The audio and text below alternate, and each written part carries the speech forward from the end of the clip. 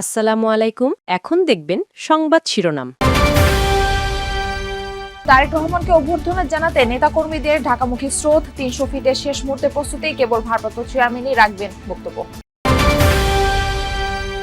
এলডিপির Redwan, NDM এর রবি হাজ্জাজ, ববি হাজ্জাজ ও এমপিপির রফিকুজ্জামান লড়বেন ধানের শীষে। আসন সমঝোতা হয়েছে 24 জুলাই আগস্টে রামপুরায় 28 জনকে হত্যা মামলার বিচার শুরু। যাত্রাবাড়ীতে তাইম খুনের মামলায় 11 জনের বিরুদ্ধে অভিযোগ দাখিল। আওয়ামী লীগ আমলের সরকারি বেসরকারি 6টি সৌর বিদ্যুৎ প্রকল্পে দুর্নীতি হয়েছে প্রায় ৩,০০০ কোটি টাকার, বলছে টিআইবি।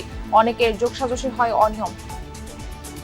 এতক্ষণ দেখছিলেন সংবাদ শিরোনাম, এখন দেখবেন বিস্তারিত। সব জল্পনা কল্পনার অবসান ঘটিয়ে কাল দেশে ফিরছেন বিএনপির ভারপ্রাপ্ত চেয়ারম্যান তারেক রহমান। তাকে রাজস্বিক অভ্যর্থনা জানাতে প্রস্তুত দলটির নেতাকর্মীরা। রাজধানী ৩০০ ফিট সড়কে মঞ্চ নির্মাণের কাজ প্রায় শেষ, চলছে শেষ মুহূর্তের প্রস্তুতি। তারেক রহমানের আগমন উপলক্ষে সকাল থেকে বিভিন্ন সড়ক দিয়ে রাজধানীতে আসছেন বিএনপির নেতাকর্মীরা। কেউ দলগতভাবে, কেউ বা আসছে ব্যক্তিগত উদ্যোগে। এরই মধ্যে সংবর্ধনা স্থল ৩০০ ফিট এলাকায় ভিড় করেছেন অনেকে। কেউ কেউ মঞ্চের সামনে থেকে প্রিয় নেতাকে দেখার জন্য আজ রাতে ৩০০ ফিটে থাকার সিদ্ধান্ত নিয়েছেন। বাংলাদেশ সময় আজ রাত 12টায় সপরিবারে লন্ডন থেকে ঢাকার উদ্দেশ্যে রওনা হবেন তারেক রহমান। 2008 সালের 11 সেপ্টেম্বর চিকিৎসার জন্য লন্ডনে যান বিএনপির ভারপ্রাপ্ত চেয়ারম্যান। আমি আসলে গতকালকে রাত্রে আসছি। আমি আসছি কুমিল্লা চট্টগ্রাম থেকে। আমরা এত যে আনন্দিত এটা বলার বাহির। আপনারা দেখতেছেন এখানে যে আমাদের যে দলীয় কর্মীরা আসছে, ওনাদের আনন্দকর মুহূর্তগুলো দেখেই বুঝতে পারতেছেন আমরা কতটা আনন্দিত। আমার নেতা তারেক রহমান বীরের মতো দেশে চলে আসছে। আমরা আজ চলে আসছি তারেক রহমানের জন্য, আমার নেতা তারেক রহমানের দেখার জন্য। ৩০০ ফিটের সমাবেশে বিএনপির ভারপ্রাপ্ত চেয়ারম্যান তারেক রহমান ছাড়া আর কেউ বক্তব্য রাখবেন না। জনদুর্ভোগ লাঘবে রাজধানী ৩০০ ফিট সড়কের সার্ভিস লেনে কৃতজ্ঞতা জ্ঞাপনের আয়োজন করা হয়েছে, এমনটা জানিয়েছেন অভ্যর্থনা কমিটির আহ্বায়ক সালাউদ্দিন আহমদ। দুপুরে গুলশানে বিএনপি চেয়ারপারসনের কার্যালয়ে হয় সংবাদ সম্মেলন। তিনি বলেন, বাংলাদেশ বিমানের নিয়মিত ফ্লাইটে বৃহস্পতিবার বেলা 11:50 ঢাকা অবতরণ করবেন তারেক রহমান। এ সময় স্থায়ী কমিটির সদস্যরা তাকে অভ্যর্থনা জানাবেন। সেখান থেকে এভার কেয়ারে যাওয়ার পথে সংক্ষিপ্ত সংবর্ধনা গ্রহণ করবেন তিনি। শুক্রবার বাদ জুমা জিয়াউর রহমানের সমাধি এবং জাতীয় স্মৃতিসৌধে শ্রদ্ধা জানাবেন তারেক রহমান। শনিবার ভোটার আইডি কার্ডের আবেদন করবেন। এরপর জুলাই আহতদের সাথে সাক্ষাৎ এবং ওসমান হাদির কবর জিয়ারত করবেন তিনি। সালাউদ্দিন বলেন, এই বিশাল আয়োজন নিশ্ছিদ্র বা ত্রুটিহীন করা সম্ভব নয়। এলডিপি থেকে পদত্যাগ করে বিএনপিতে যোগ দিয়েছেন দলটির সাবেক মহাসচিব রেদওয়ান আহমেদ এবং নড়াইল 2 আসনের এনপিপি চেয়ারম্যান ফরিদুজ্জামান ফরহাদ। এছাড়া এনডিএম চেয়ারম্যান ববি হাজ্জাজও যোগ দিবেন বিএনপিতে। দুপুরে নির্বাচনী আসন সমঝোতা নিয়ে ব্রিফ করেন বিএনপির মহাসচিব মির্জা ফখরুল ইসলাম আলমগীর। যুগপৎ আন্দোলনের দলগুলোর সঙ্গে দীর্ঘ আলোচনার পর নির্বাচনী আসন সমঝোতা হয়েছে বলে জানান তিনি।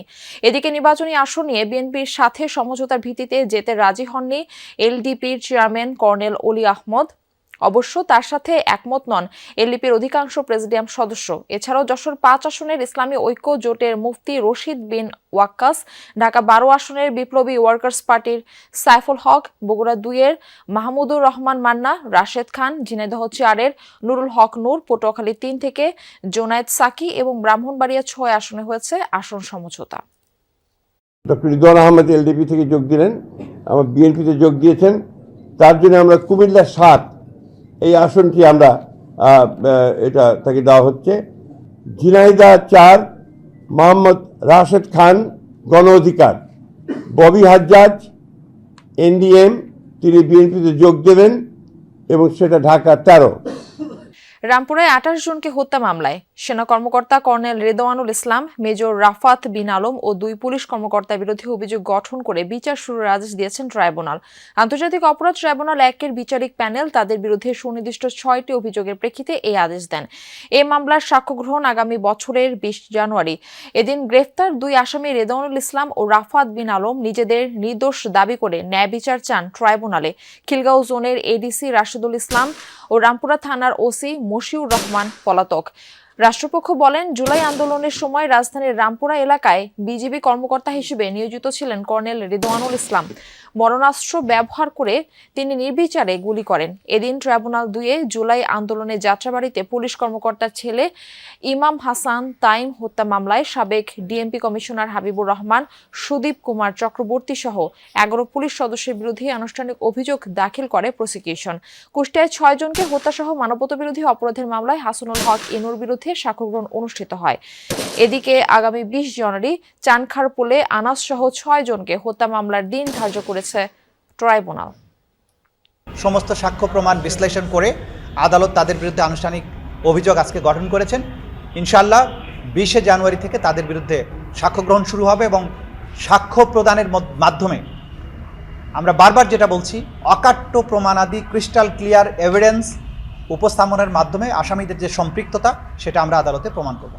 2012 থেকে 2023 সাল পর্যন্ত সরকারি ও বেসরকারি 6টি সৌর প্রকল্পে 2,926 কোটি টাকা দুর্নীতি করা হয়েছে। এ তথ্য জানিয়েছে ট্রান্সপারেন্সি ইন্টারন্যাশনাল বাংলাদেশ টিআইবি।